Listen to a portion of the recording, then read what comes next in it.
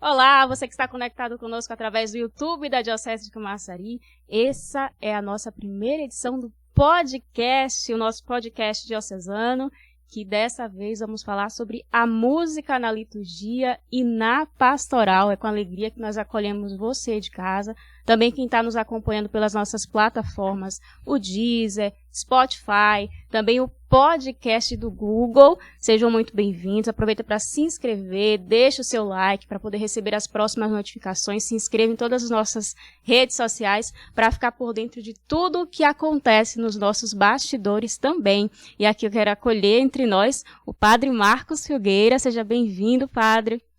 Obrigado, eu que agradeço. Me sinto honrado de abrir essa sequência de podcasts, né, que o nosso Bispo Dom Disseu pediu que os padres fizéssemos. Então estou aqui com muita alegria, bem acompanhado, né, por nosso irmão Adalto, que é cheio de dons e talentos que ele coloca a serviço de Deus, da igreja, e reencontrando você, que a gente sempre se encontrava na rádio, né? O meu Viva a Igreja, Igreja Viva. É isso, né? Mesmo que ficou, né, Padre? Verdade. Quero acolher aqui também o nosso irmão Adalto Santos, né? Seja bem-vindo, nosso comunicador, músico, representante aqui, bem representado, né? O músico católico da Diocese de Camaçari por você. Seja bem-vindo. Obrigado, Kívia Matos. Obrigado também, Padre Marcos Filgueiras. Uma boa noite para todos. Um bom dia, uma boa tarde, porque esse podcast vai, né, ficar gravado aí nas plataformas digitais. É um prazer estar aqui com vocês. E tem da honra também, como o Padre falou, de estar nesse primeiro podcast da Diocese de Camaçari, falando um pouquinho e contribuindo a partir da música litúrgica. Já abrimos esse podcast com essa bela canção com o Padre interpretando a Romaria, né, com uma canção tão popular, tão bonita, tão cantada em nossas comunidades. É uma alegria estar aqui com vocês nessa noite. Alegria, nesse dia. Alegria é toda nossa, e você de casa, você que está nos acompanhando. É bom que você possa também sempre deixar o seu recadinho para a gente saber de onde você está acompanhando, qual é a cidade da diocese, além de diocese, né, que graças a Deus com a internet a gente não tem nem controle de onde é que está, né, quem é que está assistindo, quem é que está ouvindo as nossas publicações. Padre Marcos, o nosso tema, música na liturgia, música na pastoral. Tem uma frase de Santo Agostinho que diz que quem canta reza 2 vezes, né? Pois é. E quem canta bem reza 3 vezes. Essa é boa. A música sempre fez parte da história da humanidade. Não há tempo histórico que não se registre algum tipo de produção musical do ser humano. O ser humano sempre teve necessidade de sair de si. E uma das formas assim mais próprias nossas é a arte, né? Tem um filósofo, Nietzsche, que diz que a arte nos salva da tragédia da vida. E é verdade mesmo, né? E a música é uma das artes por excelência, porque como disse uma cantora popular brasileira, a música é como perfume. Você sente o perfume, você se recorda da situação, daquilo que você viveu. Remete à situação, né? Traz. E a música é assim também. Você ouve essa linda canção dedicada a Nossa Senhora Aparecida, você se remete à primeira vez que você ouviu. Eu mesmo me recordo, né, do Padre José Goping lá em Rio Real, colocando no finalzinho da missa, eu era ainda um pouco meio criança, adolescente, finalzinho da missa, a entrada da imagem com os pescadores e o coral cantando Romaria.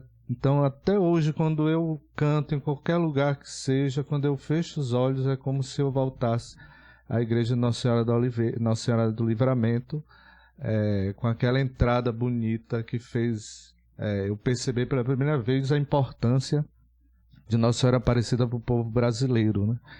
Então, a música não poderia estar fora também da nossa vida de fé, da nossa vida religiosa. Ela nos nos ajuda a rezar, nos ajuda a louvar, nos ajuda a exteriorizar sentimentos, a interiorizar sentimentos. É uma arte excelente. Por isso, desde o início da igreja, a música sempre esteve presente, né? Bem antes do início da igreja, quando ainda o povo de Deus começou a se formar ali em Moisés, com a estruturação da religião judaica, a música também já tem uma presença forte. Quando no Antigo Testamento. No Antigo Testamento, quando e os músicos, né? Tinha um lugar especial, o levita, né? O levita é aquele que no templo se responsabilizava pelo canto e pela. No Antigo Testamento tem um livro especialmente formado por músicas, por cantos, né? Que são salmos. Dos quais Davi ficou famoso como grande compositor, né, dos salmos. E os salmos são... Nós rezamos, eu rezo, o padre, todos os padres rezamos, os diáconos também, todos os dias nós rezamos a liturgia das horas, né? Das horas. Mas, assim, no campo litúrgico, no momento público, o salmo deve ser cantado, porque o salmo é uma canção. Ele foi feito como uma canção, né? Para mostrar assim, que Deus também se agrada quando a gente entrega a Ele nossos talentos, dedica a Ele nossos talentos. Como Nossa Senhora deve ter se agradado muito com Renato Teixeira quando ele parou para pensar essa canção. Uma verdadeira inspiração, né? Que traz assim, para dentro dela muita gente, né? Não é só uma coisa dele. Traz um contexto, traz uma cultura, um povo, cultura, uma época. Né, exatamente. Então, por isso a música... São Paulo usa muitas canções religiosas, hinos, em alguns dos seus escritos. Assim, no meio do escrito, no meio da pregação, ele põe hinos religiosos dedicados ao Senhor, a Quírios, a Cristo. E eu acho bonito assim, quando dá-se a travessia do Mar Vermelho, Maria canta, né? A irmã de Moisés canta um canto de exultação, de libertação, né? E muitos também de cantos que nós usamos na liturgia atual se remetem a esse tempo antigo, né? O saboate do Sanctus, né? O Glória, que é um canto que os anjos entoaram com a chegada de Deus. A encarnação do Verbo. A encarnação do Verbo. Então, música não é um elemento qualquer, nem para a nossa vida, nem para nossa igreja. E é tão importante que a música se inclui na liturgia, faz parte do processo litúrgico, né? Toda a celebração.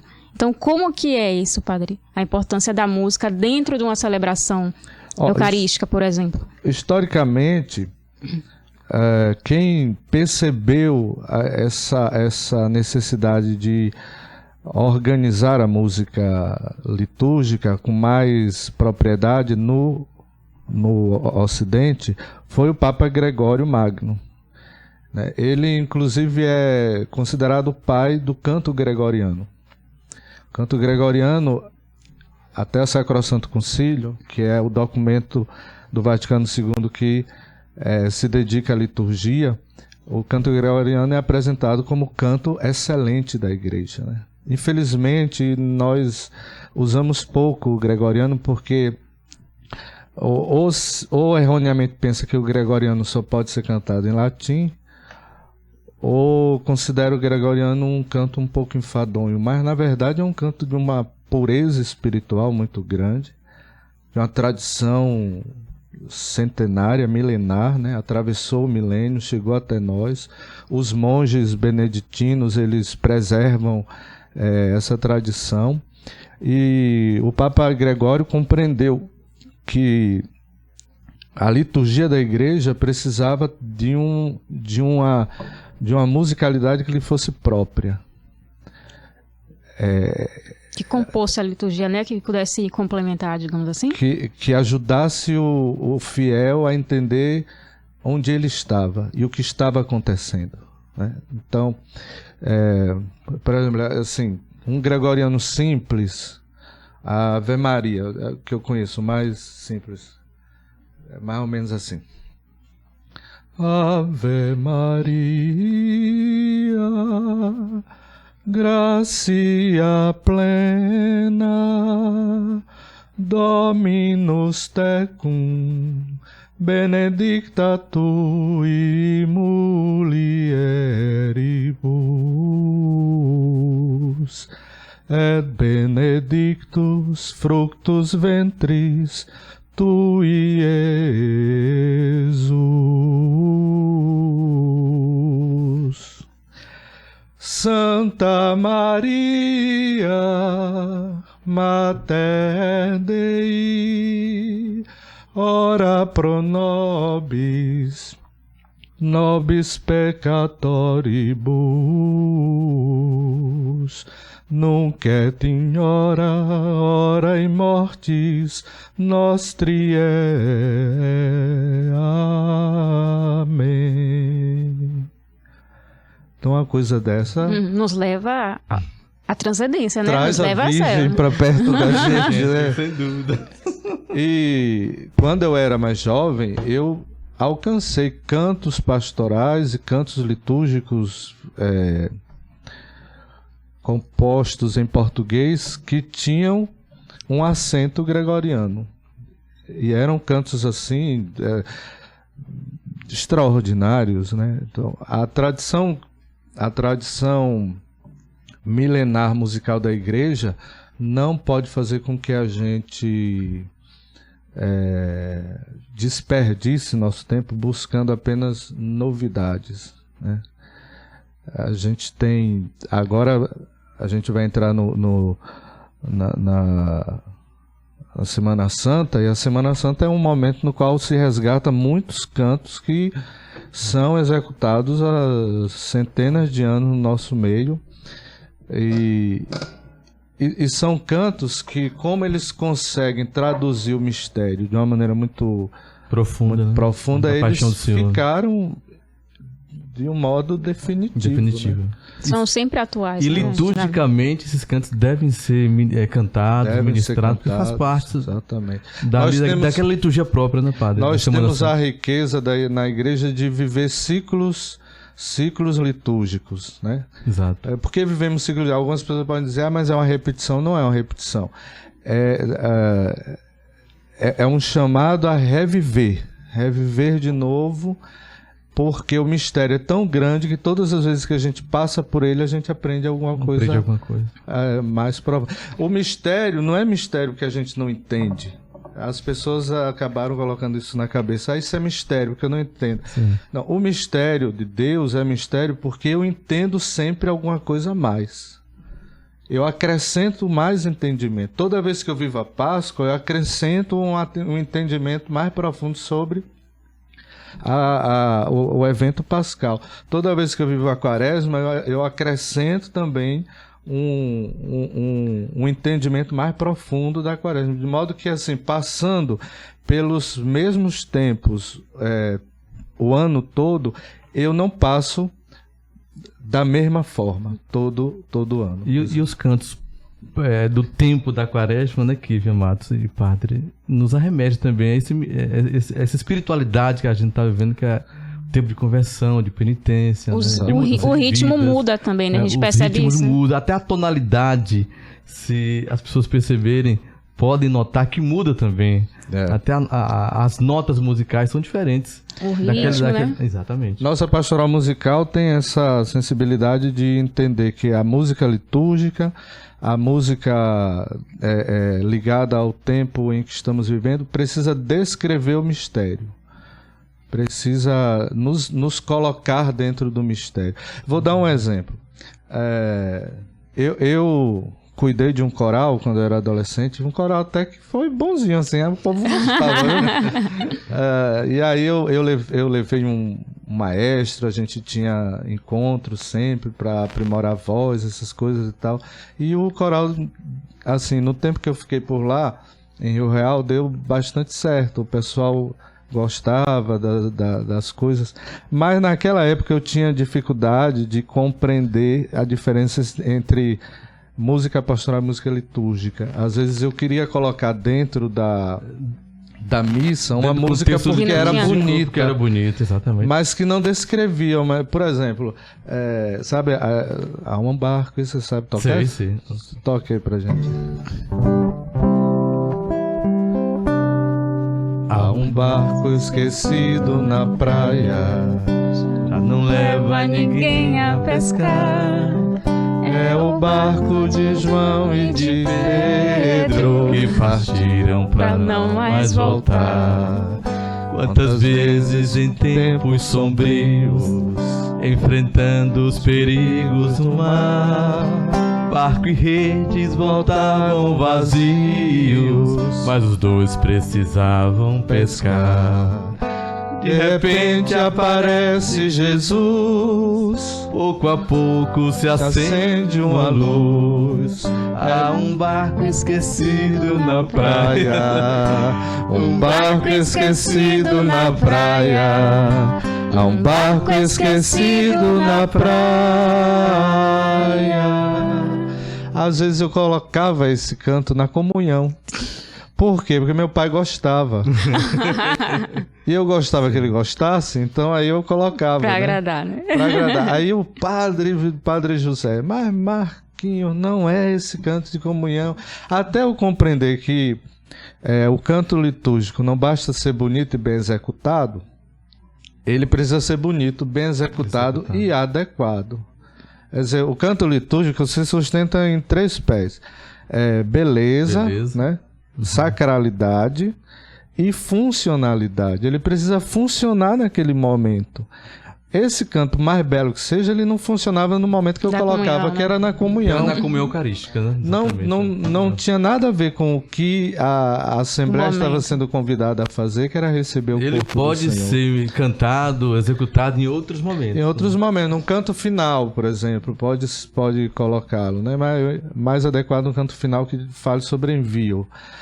Mas no encontro de jovens ele pode ser tocado, no momento de meditação, de reflexão. Então, no canto litúrgico, a gente precisa respeitar esse tripé. Beleza. Primeiro, sacralidade, né? O texto tem que ser sacro. Então, quanto mais o texto estiver próximo da tradição e da palavra de Deus, porque a Igreja Católica não só vive da palavra de Deus, isso a gente precisa compreender isso. Né?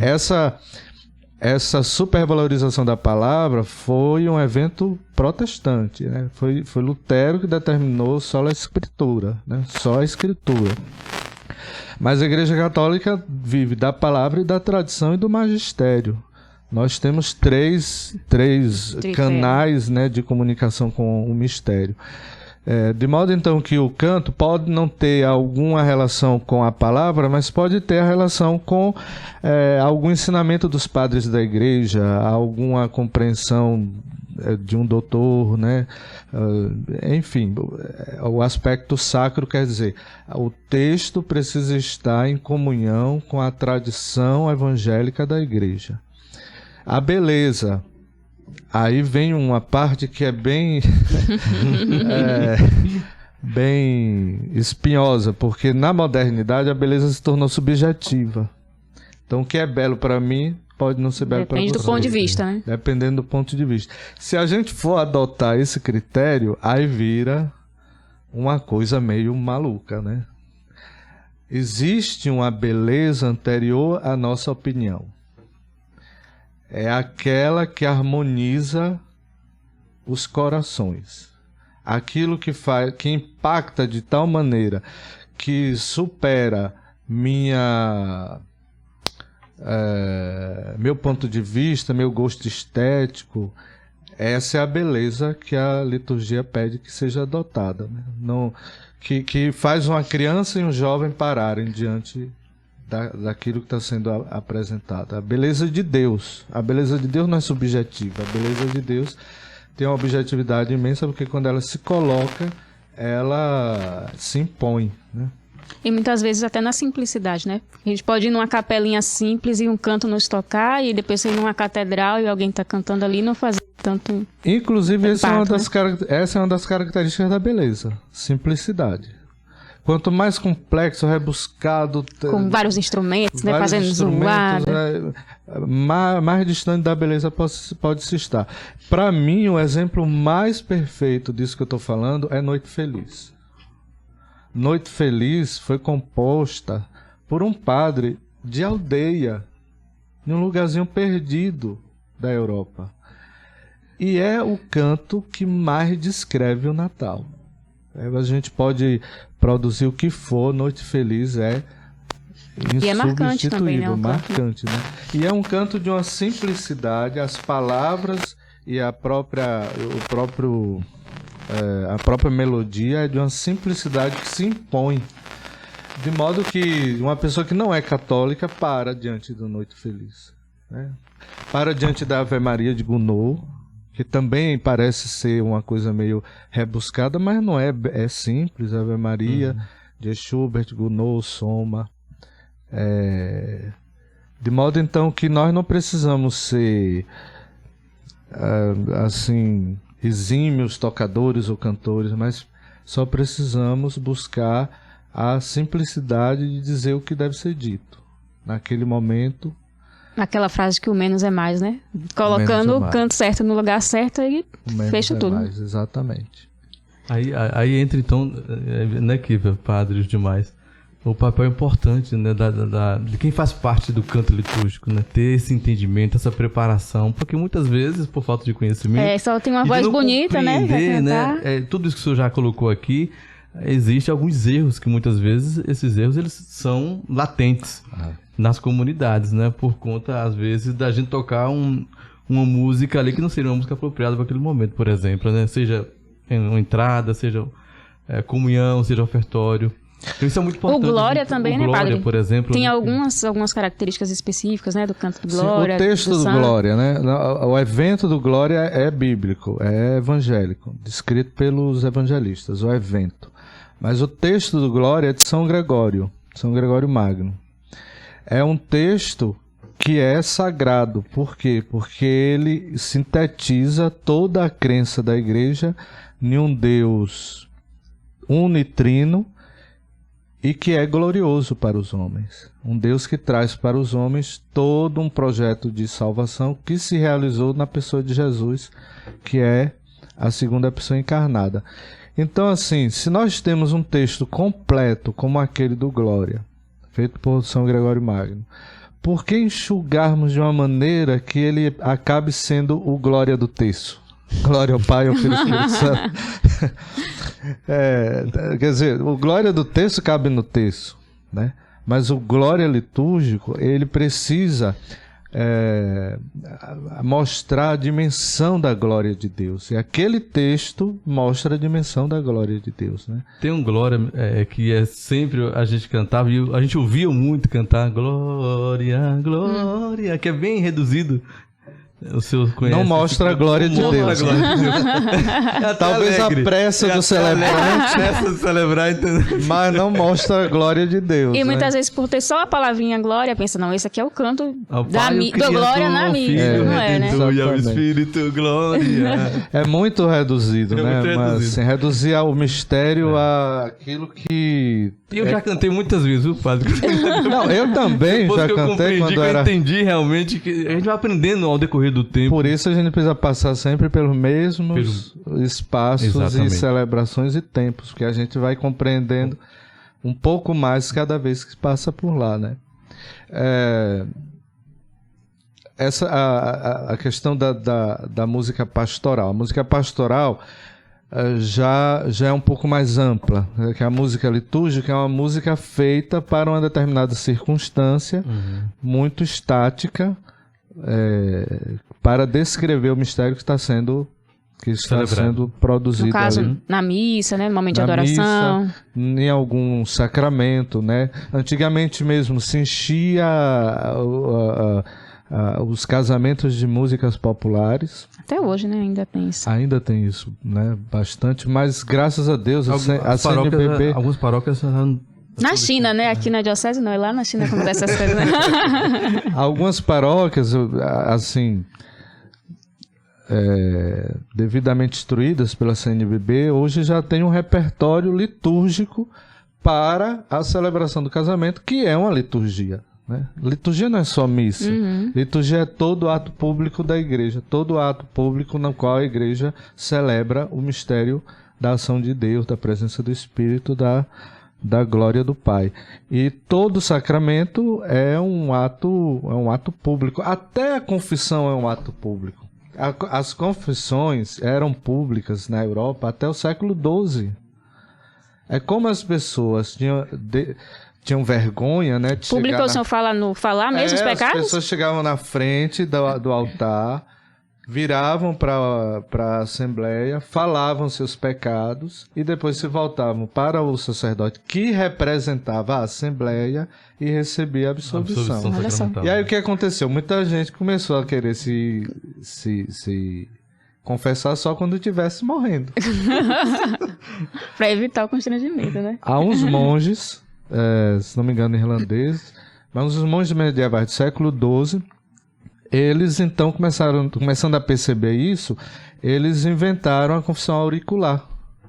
Que era assim, o padre, como era para o padre que você se voltava para pedir absolvição do pecado que tinha ofendido a comunidade crente, porque não existe só a comunhão dos pecadores, existe a comunhão dos santos, existe também a comunhão dos pecadores.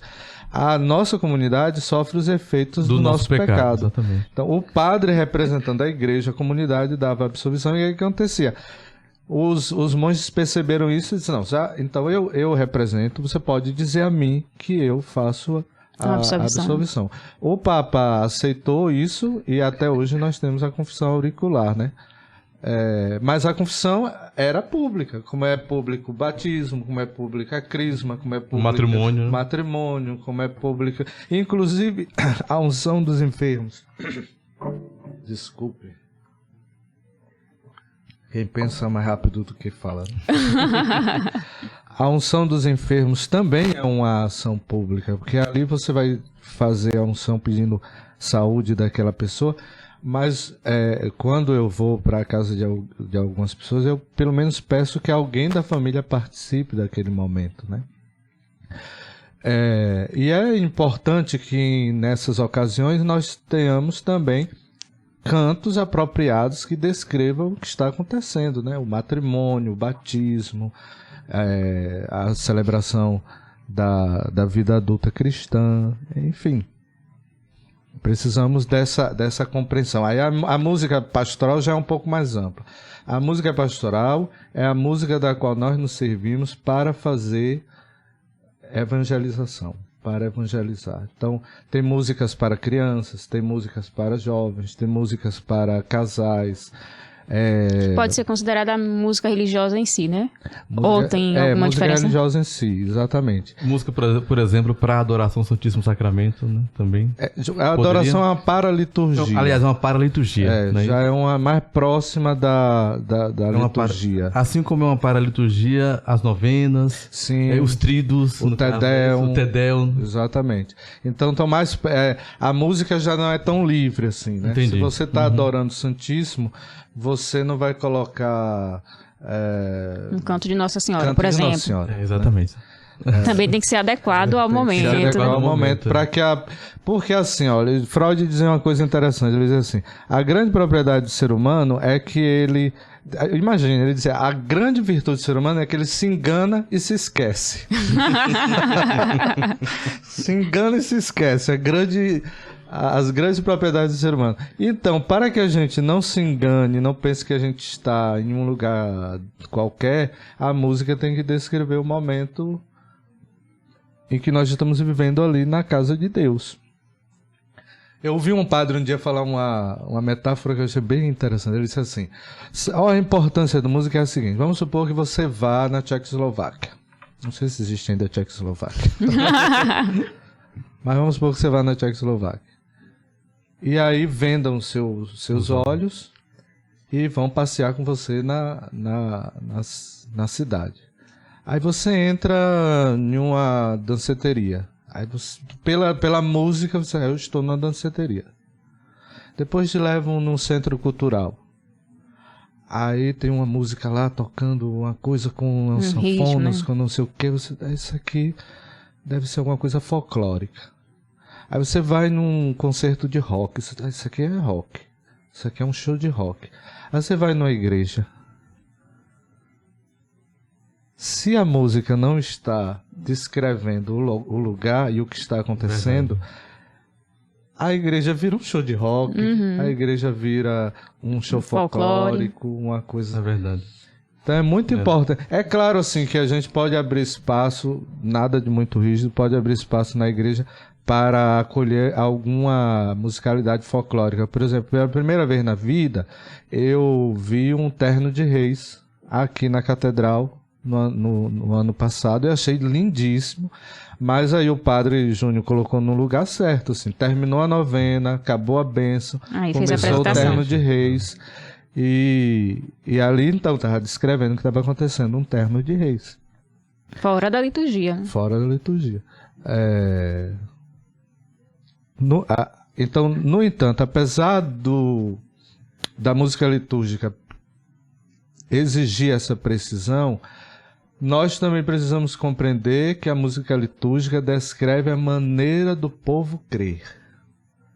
Então, se você for numa igreja da Ucrânia, a igreja da Ucrânia canta, reza, como o povo ucraniano canta e reza. Se você estiver aqui na América Latina, então você vai ver muitos violões, você vai ver teclados, percussão, né? Na África, por exemplo. Na África já tem mais instrumento de percussão, né? E aquela voz mais gritada, né? Aquela coisa que é diferente. Que é diferente, porque da gente. A liturgia também tem a obrigação de trazer para o altar a nossa vida. As características do povo de cada localidade, né? A Virgem Maria compreendeu isso com muita precisão, né? Porque onde ela aparece revestida dos sinais e dos emblemas daquele povo, daquela gente, né? Nossa Senhora aparece para um dos países mais negros do mundo, que é o Brasil, como a Senhora Negra, né? No México já é diferente, né? No México já com feições indígenas. Né? Guadalupe é um termo do México Antigo. De modo então que é possível sim fazer uma música litúrgica que descreve o momento, que é sagrada e que tem características do local onde aquela liturgia está sendo celebrada, né? Nós temos, eu falei já até com o Dom Disseu e falei contigo, Adalto, que eu tenho eu tenho 2 projetos, né, que o Dom Disseu até achou interessante, que é mais ou menos próximo dessa coisa de resgatar musicalmente e registrar esse resgate, ou de maneira audiovisual ou só de maneira áudio, né? Auditiva? Sei lá. A primeira é fazer uma antologia das músicas populares brasileiras que descrevem a fé do povo brasileiro. E a segunda é fazer uma parceria com a CNBB para fazer um registro de atividades de religiosidade popular que são muito características daquela região. Como, por exemplo, eu tenho o sonho de fazer um registro audiovisual da trezena de Santo Antônio, que é rezada no Recôncavo Baiano, que é uma coisa maravilhosa, extraordinária, profundíssima, e que vem diretamente da fé do povo. É uma coisa maravilhosa. Aí o Dom Disseu se animou, disse, vamos ver. Eu também achei bonito isso. Vamos ver se a gente vai adiante, né? De modo, então, que na liturgia a gente também tem que ter um pouco de espaço para aceitar as intuições musicais que nascem no meio do povo, né? Assim, cantos que são da religiosidade popular, né? Então você não pode fazer uma festa... Ou de uma espiritualidade também, né? Ou de uma espiritualidade, exatamente.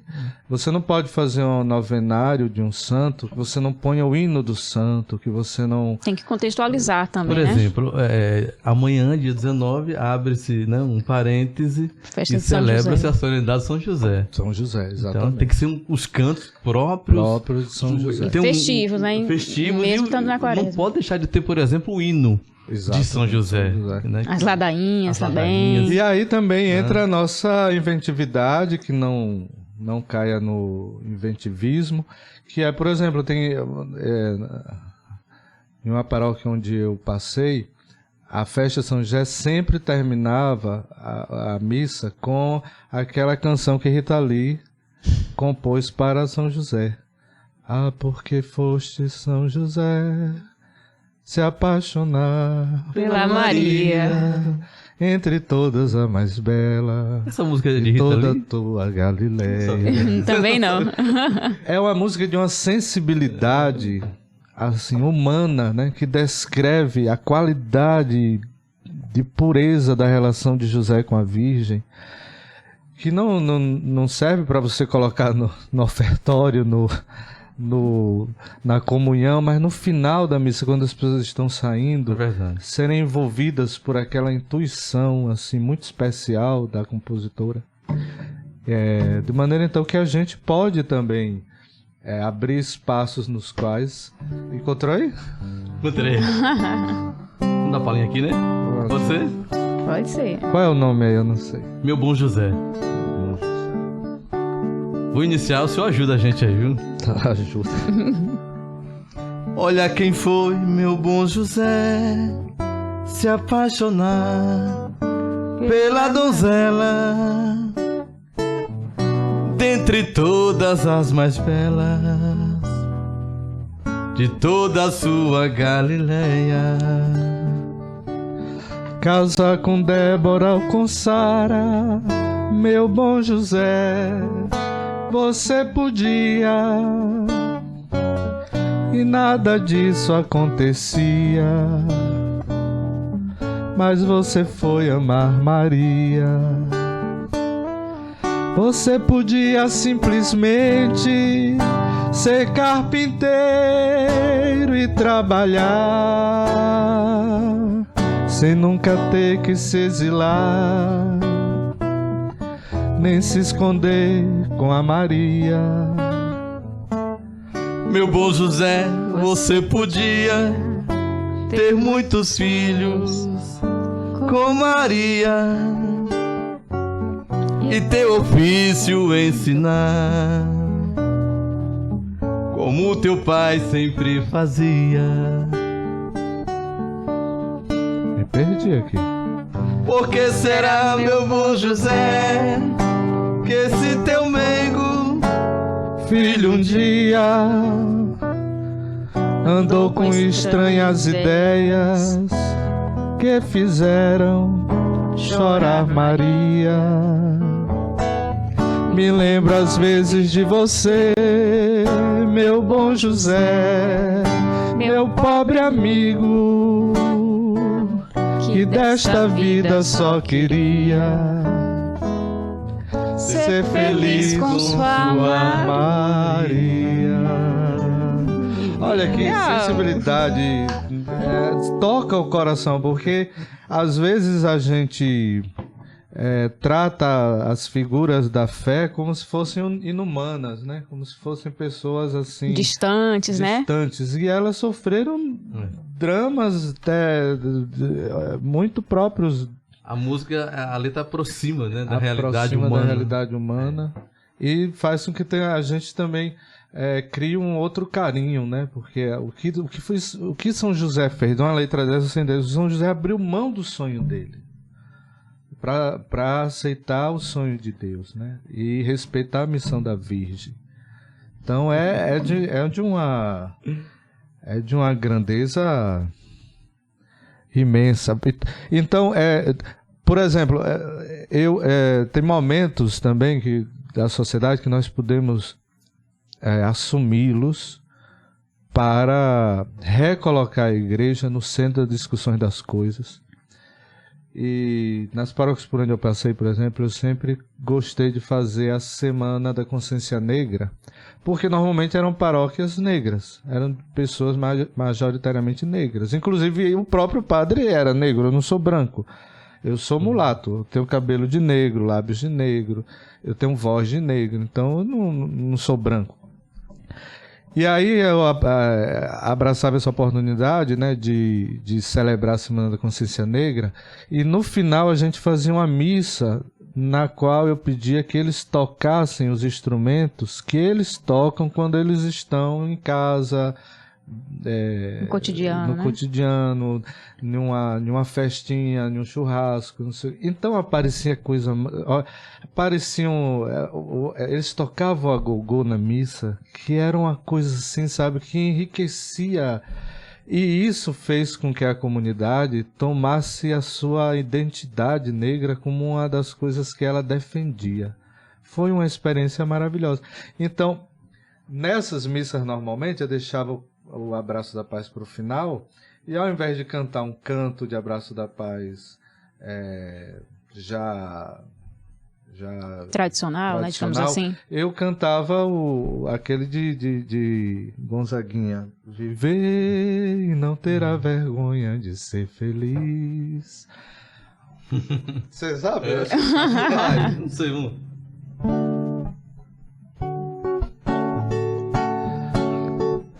Vai, tá, deixa aí. Viver e não ter a vergonha de ser feliz. Cantar e cantar e cantar a beleza de ser um eterno aprendiz. Ai, meu Deus, eu sei que um dia devia ser bem melhor e será, mas isso não impede que eu repita: é bonita e é bonita. Eu dizia no gogó, toda a igreja: viver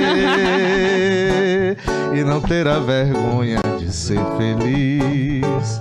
Cantar e cantar e cantar a beleza de ser um aprendiz. Oh, meu Deus, eu sei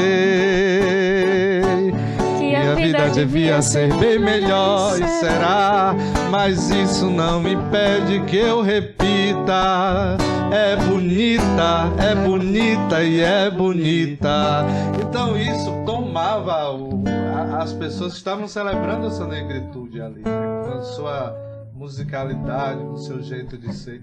Então, depois da reforma litúrgica, se pede que a gente tenha os cuidados necessários para fazer com que a sacralidade daquilo que a gente esteja celebrando seja preservada, mas também se tomou a consciência de que a alegria é sacra, que a tristeza é que é anticristã, a alegria também é sacra. Então, nós podemos, em alguns momentos, como por exemplo o ato penitencial, sugere-se que seja sempre um canto mais contido, né? Que não seja ritmado, uma né? coisa mais instrumental. Porque a exigência é que você venha um pouco para dentro de si, para fazer uma revisão da sua semana, do seu dia naquela celebração. Mas o Glória, por exemplo, é uma explosão de alegria, né? O Glória não precisa ser apenas de uma forma só. É isso que eu quero dizer. Assim, né? Depois da reforma litúrgica, se compreendeu que os povos evangelizados também poderiam enculturar na celebração todo o seu cabedal musical, de veste, né, de gestual, né, de gesto. Você vê, na África as missas são dançadas, né? Uma vez eu vi Padre Valmir, que é da Pastoral Afro, né, que também é dos padres negros da Bahia, ele algumas vezes posta no grupo do clero algumas missas da África e tal. E Uma vez ele postou uma na qual o bispo puxava a dança, né? Vinha um grupo todo atrás do bispo, e o bispo com o báculo, com a mitra, puxava a dança, o ritmo da dança. Isso foi um ganho imenso, porque foi compreender que o ser humano ele tem uma maneira muito facetada de se encontrar consigo mesmo e com o sagrado. E a igreja teve a sensibilidade de aceitar, né, o adentramento dessas outras manifestações. Agora, o que eu considero como um tanto quanto problemático desses últimos tempos é a entrada com força na nossa musicalidade de uma música que é eminentemente emotiva. É uma música que trabalha só no campo da emoção. A emoção é o extrato mais raso da nossa manifestação psíquica. O extrato mais profundo é a inteligência, né? Entre a emoção e a inteligência, nós temos a experiência do sentimento. E, às vezes, os compositores mais modernos, eles, no afã de fazerem sucesso, né? Que esse é uma das tentações que o demônio oferece a Jesus no deserto, né? Jesus seja um homem de êxito, seja um homem de sucesso. No afã de fazer sucesso, acabam produzindo aquilo que é música chiclete na liturgia ou também no canto pastoral. Isso é uma coisa que empobrece a liturgia, bastante, né? A pastoral da música, né? E para mim um exemplo assim mais próximo disso é quando começou-se a se executar em todos os espaços, quase todos os espaços litúrgicos católicos, uma música que tinha sido feita de uma forma que parecia não compreender direito quem era Deus. Uma coisa assim de exigir de Deus milagre, exigir de Deus que Ele me atenda, que Ele me escute. Então, nesse ponto, eu acho que a gente ainda precisa dar um passo além, né? Nossas melhores canções são aquelas que são produzidas na primeira pessoa do plural, nós. Nós estamos diante de Deus, nós queremos Deus, nós amamos a Deus. E na simplicidade também, como o senhor tinha dito antes, né? Quanto mais simples a gente consegue falar com Deus sem precisar de muitos apetrechos, né? E compreender que Jesus estabeleceu como um critério espiritual poderoso a comunidade, quando ele disse, quando 2 ou mais estiverem reunidos, eu estarei no meio deles. Então não tem muito sentido Jesus ter elevado a essa grandeza a reunião comunitária e a gente fazer uma produção musical somente na primeira pessoa do singular. Eu quero, eu busco, eu preciso. Um egoísmo, né? Digamos assim. Uma relação que verticaliza sua comunicação com Deus. Sou eu e Deus. Mas o cristianismo é fundamentalmente uma religião comunitária. Ou eu encontro Deus no próximo, ou eu não estou me encontrando com Deus. E aí nossa tradição musical, que é uma tradição musical muito fiel a esse princípio, precisa ser sempre retomada para que a gente vá diminuindo a entrada dessas canções demasiadamente intimistas, individualistas, né? Que tem o seu lugar, assim, não quer dizer que nunca... Tem o seu momento. Tem o seu momento. Em um espaço assim de oração pessoal. Um congresso, por exemplo. Um movimento momentos específicos, renovação, né? Carismática Católica, por exemplo. Sim, você vai ver esses momentos bem fortes. Bem forte. Não é? Acho que ali é um momento, claro, não pode ficar no sentimentalismo, né? No emocionismo, não pode.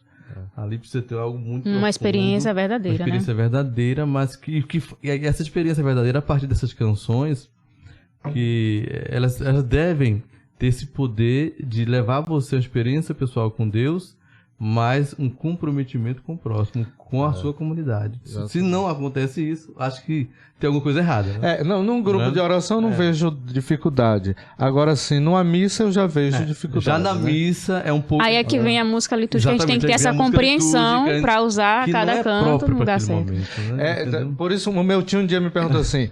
Ô, Marquinhos, me diga uma coisa. Por que vocês rezam olhando pro livro, já que vocês sabem rezar de cor?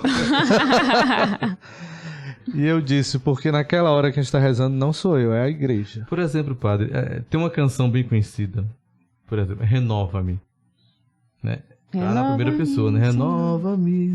Aqui não é o momento de cantar dentro de uma missa. Não é?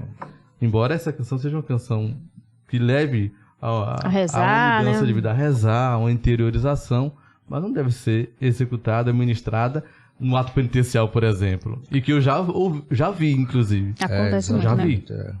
Não é? Então acho que aí a gente tem que diferenciar. Ou aquele, conheço um coração tão manso, humilde e sereno. Às vezes colocam essa canção no ato penitencial. No ato penitencial. Por mais bela que seja, por mais bem executada que seja, ela não está descrevendo o momento. O momento é de pedirmos comunitariamente perdão a Deus pelo pecado que nós fizemos, mas que ofende a comunidade. Por exemplo, essa aqui. Dá pra cantar? Dá sim, claro. O senhor conhece. Misericórdia, Senhor, misericórdia, misericórdia.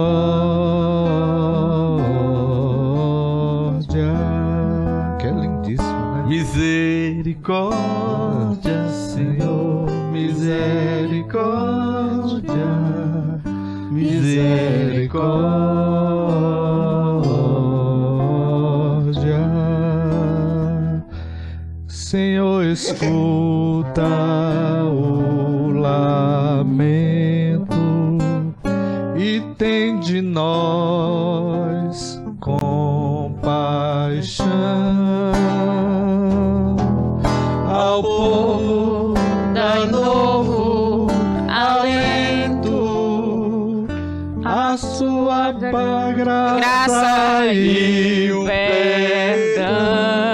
Veja como se encaixa melhor no que está acontecendo, né? Depois o padre pode retomar a invocação trinitária. Kyrios, Cristo. Embora Kyrios. não tenha o Kyrios aqui, né? Mas o Kyrios pode ser rezado quando ele é... Por exemplo, confesso a Deus que alguém teve a grandíssima e belíssima ideia de musicar o texto mesmo. O texto mesmo. Né? O texto não tem o Kyrios. Mas confesso a Deus, que é lindíssima, que é de uma sensibilidade também artística, musical maravilhosa. E faz a pessoa entrar no ato penitencial com grande propriedade. Então o padre depois pode rezar o Kyrios, né, para concluir, acentuar, né, o perdão, que é sempre trinitário. É uma obra da Trindade a salvação. Assim, porque a Trindade sempre volta com força nos momentos litúrgicos, no ato penitencial, no Glória, no Sanctus, porque é uma obra da Trindade a salvação. A gente acha que só Jesus é o Salvador, mas quem padeceu na cruz foi o Pai, o Filho e o Espírito Santo. Porque Jesus e o Pai eram um, né? Então, não era só a unidade para fazer milagre, era a unidade também para realizar o evento salvífico, que foi o ato da história mais fundamental para a vida humana, né? E nesse contexto da celebração, a gente tem a importância também de ter um bom músico, alguém que possa estar conduzindo aquele momento litúrgico de oração, né? Aqui a gente tem um bom exemplo do nosso irmão Adalto, que tem muita história na música católica aqui em Camaçari, né? Você pode contar pra gente também um pouquinho como foi que você se percebeu cantor, músico católico? Minha querida Kívia, se eu for contar aqui a minha história, precisaríamos aí de mais uma meia hora no mínimo para poder descrever um pouco do meu relacionamento com a música, com a nossa comunidade católica aqui de Camaçari. Isso começou na década de 90, quando eu não sabia tocar violão. Eu vim do interior de Pernambuco, cheguei aqui na Bahia sem conhecer ninguém. E quem me levou, Padre Marcos, para a comunidade católica. Aqui, lá já participava, mas quem me levou, quem me inseriu na comunidade católica São Paulo Apóstolo do FICAM foi minha tia Lita. E eu não sabia tocar violão, busquei aprender violão, ia para a comunidade, não tocava, aliás, nem tocava e nem cantava.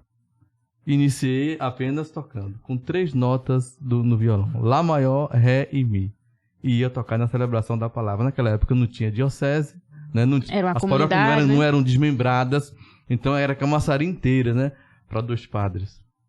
E aí muitas comunidades não tinha missa toda semana, tinha celebrações da palavra. E aí eu iniciei, aprendi a tocar violão e comecei a tocar com 3 notas. E fui aos poucos aprendendo, me aperfeiçoando. E Deus trabalhando também, né? Trabalhando, e eu me seus deixando dons. trabalhar, não é? E aí a gente tá nesse contexto, né?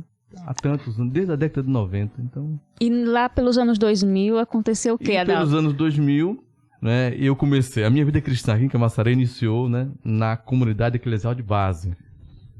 Comunidade Católica São Paulo Apóstolo, onde ali eu caminhei, comecei a dar os primeiros passos aqui em Camaçari, né, fui catequista, meu catequista hoje é Edivaldo, se eu conhece, Edivaldo, meu catequista, Reginaldo, foi meu catequista, né, e Ana Cristina, são os meus catequistas, que eu tenho um carinho enorme por eles. Logicamente que nos anos 2000 aí eu conheci o movimento de renovação carismática católica, e tudo isso foi me moldando, me encorpando, me robustecendo, me dando têmpera e conhecimentos, né? E aí a gente conseguiu gravar um CD, né? Que hoje não existe mais, hoje é Spotify, né? É Deezer, né? Não tem mais CD. Gravamos que é coisa rara, né? CD que é uma coisa rara, tem uma relíquia aqui que a gente conseguiu gravar. Tá aparecendo gravar, na tela, hein? Aqui. Em casa. Confia no Senhor. São todas canções autorais, inclusive. Ah, eu não conhecia, então isso é presente pra mim, né? Ministério de... Pode ser. Ministério de Música Nova Jerusalém. Ou você só tem esse exemplar? A gente mandou MP3. A gente mandou então depois você... Espaço MP3 pro senhor. Se o senhor lhe der, eu vou ficar sem nada. É um relíquio. Mas nós temos como... A gente não vamos piratear, né? Mas nós temos como lhe passar. Você tá aqui? Eu tô aí. Ah, aqui, olha, menino. Aí tem o Cícero, o baterista, que ainda hoje toca com a gente. Mas eu tinha 17 anos aqui, não? Aí era um menino. Aqui, eu tô destoado aqui. Aqui tenho a minha esposa Alessandra tá aqui. Olha, a minha esposa. Aqui tem o compadre Ednei. Isso que foi hoje... quando? 2005, né? 2005. Aqui tem o compadre Ednei, que hoje serve lá na comunidade São Cristóvão. Lá com o padre Valmir. Aqui tem o Cícero baterista, que em vez em quando toca com a gente. O senhor já deve ter visto ele. Aqui tem o Evandro, né, que hoje não está aqui em Camaçari, ele está em Irará, mas também fez parte. E a Aline, que é a filha de Vada Irá, sim, né, que também participou. São todas músicas autorais que a gente teve a graça de gravar. Muitas pessoas têm esse CD. Tem tempo já. E você pode dar uma palhinha, Dalton, uma música pra gente? Dá tempo ainda? Dá. Pronto, eu vou cantar uma canção aqui, apenas uma canção, que é uma canção de minha autoria, inclusive, viu? Todas elas aqui são autorais, né? São 12 canções que esse CD traz. Eu vou cantar essa canção aqui, a faixa 10, o título é O Chamado, né? Tem tudo a ver com o que a gente está vivendo hoje, que é o tempo de Quaresma, tempo de conversão. Uma composição minha. Hoje é o tempo da graça de Deus, tempo da misericórdia. Deus espera por você, irmão. Pare, pense e reflita. Quanto tempo você já perdeu, iludido com coisas na vida que não te fará feliz? Quantas desculpas você tem para não servir a Deus? Quantos sonhos, projetos, ideias, mas esquece do chamado de Deus. Deus te chama, irmão, abre o coração, diga sim a Deus, pois Ele é teu rei, tua paz e vida, tua felicidade, é Jesus, eu sei.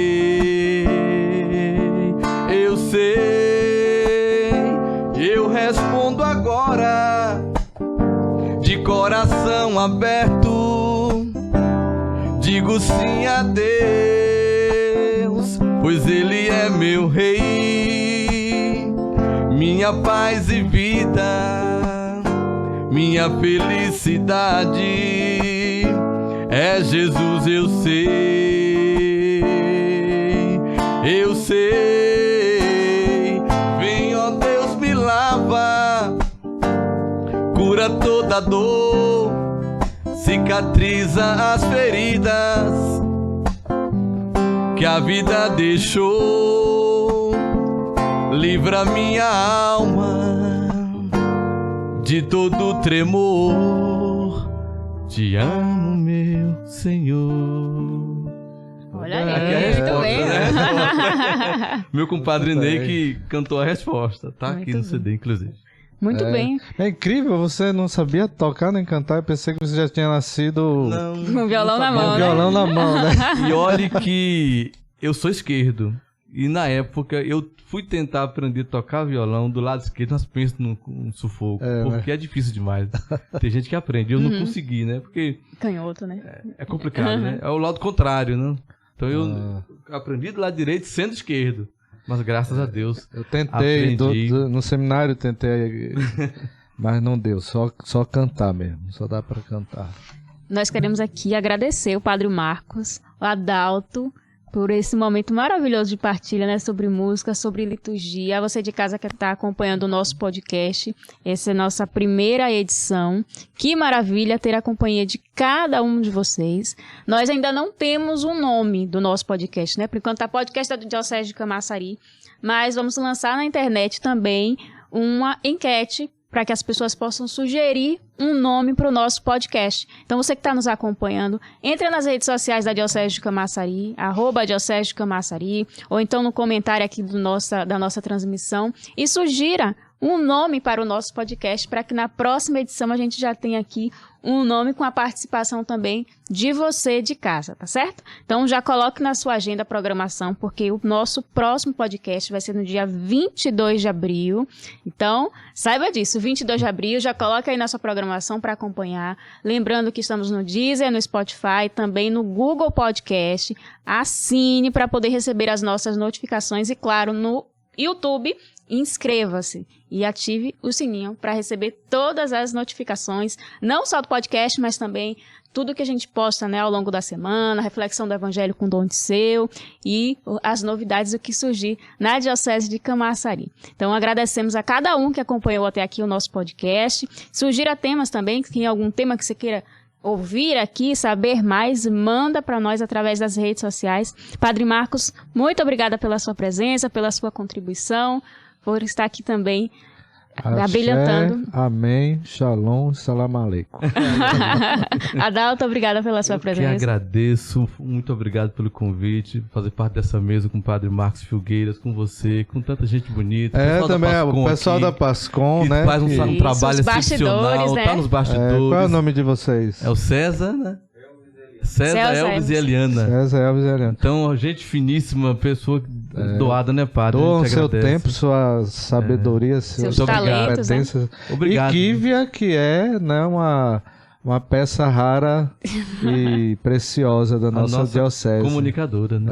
Obrigada. Eu queria mandar um abraço aqui para todo mundo que está acompanhando a gente pelo YouTube da Diocese, agora no canal, especialmente para o nosso amigo querido, meu irmão de fé de caminhada, Milton Santos, que é o coordenador diocesano da Renovação Carismática Católica. Mandou uma foto para mim aqui, tá lá na sala, acompanhando a gente. Um abraço, meu irmão, a paz de Jesus, amor de Maria para você e para todo mundo, né? Falando dos nossos internautas, então vou mandar um abraço aqui rapidinho para quem está nos acompanhando. Meire Neres, Alex Andrade, o Marcelo Paixão, Paulo Silva, Oneide Matos, também aqui a Érica Matos, que pessoal lá de casa, né?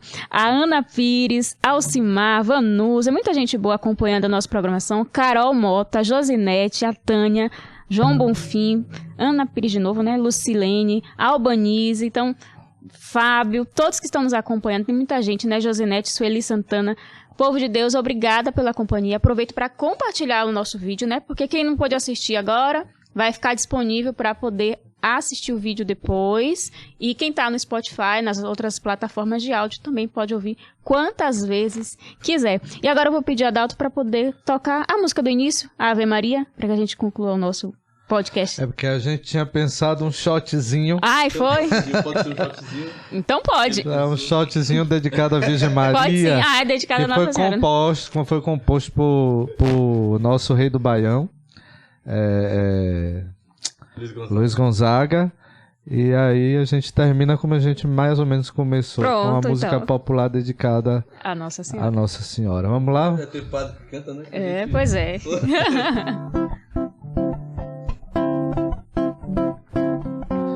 Demonstrando a minha fé, vou subir a penha a pé pra fazer minha oração. Vou pedir a padroeira, numa prece verdadeira, que proteja o meu Baião. Penha, penha, eu vim aqui me ajoelhar.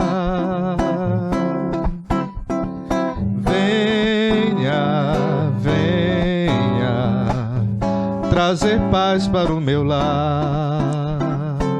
Penha, penha, penha, eu vim aqui me ajoelhar. Venha, venha, trazer paz para o meu lar. Nossa Senhora da Penha, minha voz talvez não tenha o poder de te exaltar, mas dá bênção padroeira pra essa gente brasileira que quer paz pra trabalhar. Penha, penha, eu vim aqui me ajoelhar.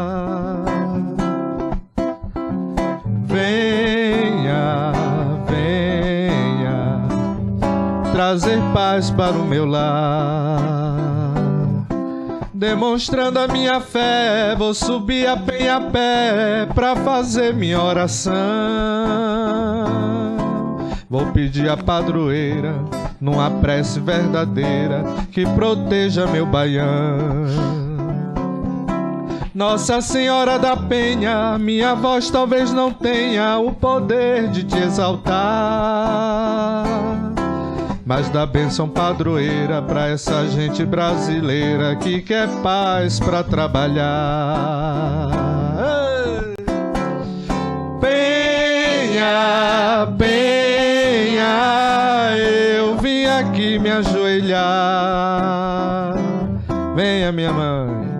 Venha, venha, trazer paz para o meu lar, trazer paz para o meu lar, trazer paz para o seu lar, trazer paz para o nosso lar, trazer paz para o meu lar. Obrigada! Até o próximo podcast!